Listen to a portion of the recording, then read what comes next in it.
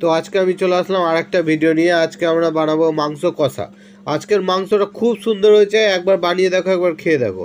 যাই হোক, তো ওর জন্য আমরা আলুকে ভেজে নিলাম, একবার লাল লাল করে ভাজা হয়ে গেল, তো আমরা এটাকে উঠিয়ে নিলাম। উঠিয়ে নেওয়ার পর আমরা এখানে কালো জিরা দিয়ে দেবো। আমাদের তেল আগে থেকে গরম আছে, কেন আমরা আলু ভাজলাম। তো এখানে আমরা চিনিও দিয়ে দিলাম, এখানে দেখতে পাচ্ছ। তো চিনি দেওয়ার পর আমরা দিয়ে দেবো হচ্ছে তেজপাতা। তো এখানে আমরা তেজপাতা দেওয়ার পর আমরা ভালো করে এটাকে একটু নাড়িয়ে নেবো। তো নাড়িয়ে নেওয়ার পর আমরা এখানে দিয়ে দেবো হচ্ছে এলাইচি আর দারচিনি। এবার এখানে এলাইচি দিলাম আর দারচিনিও দিয়ে দিলাম। দেওয়ার পর আমরা দিয়ে দেবো হচ্ছে পেঁয়াজ। আমরা পেঁয়াজটাকে একবার ভালো করে ভেজে নেবো। এখানে দেখতে হবে, একবার দেখতে পাচ্ছ লাল লাল হয়ে গেছে পেঁয়াজ। একবার লাল লাল হওয়ার পর এখানে তোমাকে দিয়ে দিতে হবে মাংস, যেগুলো মাংস ধুয়ে রেখেছো ওই মাংস আমরা দিয়ে দিলাম এখানে। তো এখানে মাংস দেওয়ার পর আমরা এটাকে ভালো করে একবার দেখতে পাচ্ছ নাড়িয়ে নিয়েছি। তো মাংস বানাতে আমাদের 40 মিনিট লেগেছে। তো এখানে আমরা পেঁয়াজ, রসুন, আদা, লঙ্কা নিয়ে এর মধ্যে একটু জল দিয়েছি, জল দিয়ে আমরা এটাকে সরিয়ে নিলাম, ঠিক আছে। তো ওখানে ওটা এখনও পিসাবো না। তো এখানে আমরা একটু মাংসকে নড়িয়ে আমরা একটু লবণ দিলাম, ঠিক আছে।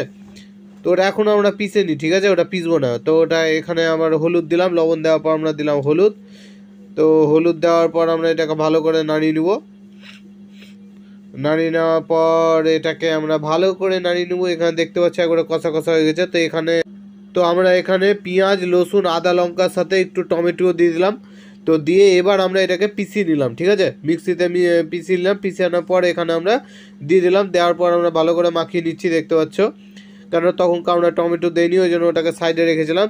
তারপর টমেটো দেওয়ার পর আমরা পিষিয়ে নিলাম। এবার আলু যেটা ভেজে রেখেছিলাম ওটাও আমরা দিয়ে দিলাম, ঠিক আছে। ভিডিওটা আমাদের 40 মিনিট লেগেছে।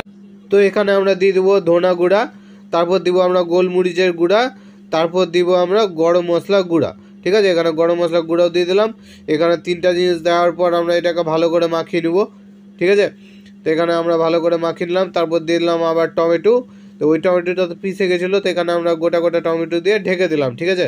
তো এখানে টোটাল 5 মিনিটের জন্য ঢাকলাম। 5 মিনিটে ঢাকার পর আমরা এটাকে উঠিয়ে নিলাম।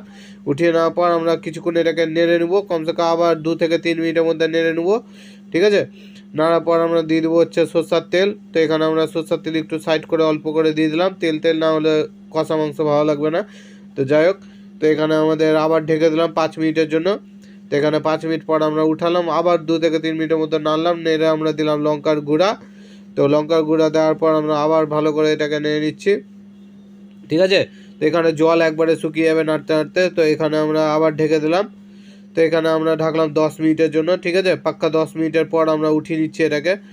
10 মিনিট পর আমরা উঠিয়ে নিলাম। উঠিয়ে নেওয়ার পরে এখানে দেখতে পাচ্ছ মাংস একবারে কষা কষা হয়ে গেছে, হতে চললো বলতে গেলে। তারপর আবার কিছুক্ষণ ঘাটলাম, ঘাটার পর মানে নাড়তেই থাকলাম।